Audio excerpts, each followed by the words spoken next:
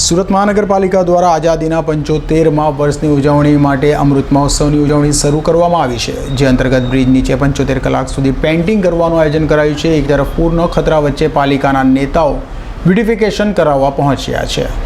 આઝાદીના 75 વર્ષ પૂર્ણ થતાની સાથે જ રાજ્ય સરકાર અને કોર્પોરેશન દ્વારા અમૃત મહોત્સવની ઉજવણી કરાઈ રહી છે, જેના ભાગરૂપે સુરતના પોશ વિસ્તારમાં આવેલા બ્રિજના બ્યુટિફિકેશનની કામગીરી શરૂ કરાઈ છે। કોર્પોરેશન દ્વારા 75 કલાકમાં બ્રિજના બ્યુટિફિકેશન માટેની કામગીરી સોંપાઈ છે। એક તરફ સુરત કોર્પોરેશનની તિજોરી તળિયે ઝાટક થઈ જવા પામી છે, ત્યાં કોર્પોરેશનના અધિકારીઓ અને સત્તાધીશો ખર્ચ કરવામાં કોઈ જ કસર રાખતા ન હોય તેવું લાગી રહ્યું છે।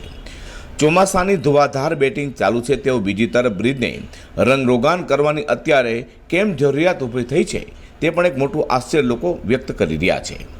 75 કલાક દરમિયાન થયેલી પેઇન્ટિંગના રૂપિયા કોન્ટ્રાક્ટ પર કામ કરતા લોકોને ચૂકવાશે, તો સ્થાયી સમિતિના ચેરમેન પરેશ પટેલે જણાવ્યું હતું કે આઝાદીના 75 વર્ષ પૂર્ણ થતાં બ્રિજના બ્યુટિફિકેશન 75 કલાકમાં કરાનાર છે। બ્રિજની આસપાસની દિવાલો પર બ્યુટિફિકેશન માટે પેઇન્ટિંગ કરવાનું શરૂ કરાયું છે। તાજેતરમાં પાર્લે પોઈન્ટ પર વિસ્તારના બ્રિજ ઉપર છત્રીઓ લગાડીને બ્યુટિફિકેશન કરાઈ હતી, પરંતુ તે છત્રીઓ પણ કાઢી લેવામાં આવી છે, જેને લઈને પણ આશ્ચર્ય ફેલાયું છે। આ 75 કલાકની અંદર આઝાદી કા અમૃત મહોત્સવ તેને 75 વર્ષના પ્લાનિંગને ધ્યાનમાં રાખતા 75 કલાકની અંદર આ બ્રિજનું પેઇન્ટિંગ અમે કરવા જઈ રહ્યા છે। કામ શરૂ થઈ ગયું છે।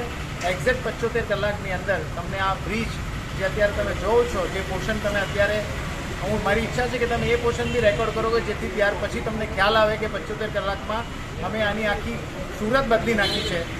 એક્વેરિયમ થીમ નજીક એક્વેરિયમ છે, એટલે એક્વેરિયમને પણ સાથે લીધું છે, અને 75 વર્ષને ધ્યાનમાં રાખીને જે અમૃત મહોત્સવ થઈ રહ્યો છે તેનો બી આ પાર્ટ છે, અને જાહેર જનતા એનો વધુમાં વધુ લાભ લે એની અમે અપેક્ષા રાખીએ છીએ। હાલ કોર્પોરેશને બ્યુટિફિકેશન પાછળ રૂપિયા ખર્ચવાની કોઈ જરૂરિયાત ન હોવા છતાં પણ આઝાદીના અમૃત મહોત્સવની તે ઉજવણી કરવા માટે આ પ્રકારના પેઇન્ટિંગ કરવાનો આ યોગ્ય સમય છે કે કેમ, તે એક મોટો પ્રશ્ન છે।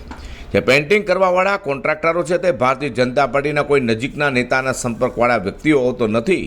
આ પ્રકારની ચર્ચા શહેરભરમાં શરૂ થઈ જવા પામી છે, કારણ કે મહદઅંશે ભારતીય જનતા પાર્ટીની એવી પોલિસી રહી છે કે પોતાને લાગતા વળગતાને વહાલા દવલા નીતિ અપનાવીને લાભ કરવામાં સૌથી આગળ હોય છે।